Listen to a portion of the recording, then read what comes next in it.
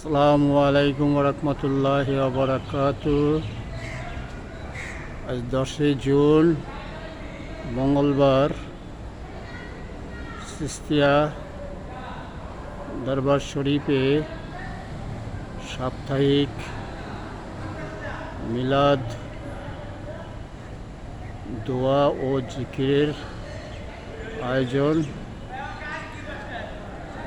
এখন সিস্তিয়া কমপ্লেক্সের প্রতিষ্ঠাতা আল্লাহদান হুজুর সাইদুর রহমান চিশতি সায়েদাবাদী মাগরিব নামাজ আদায় করতে ভক্তদের সঙ্গে নিয়ে মসজিদে আসছেন। নামাজ শেষে দরবারে মিলাদ দোয়া ও জিকিরের অনুষ্ঠান হবে। সে পর্যন্ত আপনারা ভালো থাকেন। আল্লাহ হাফেজ।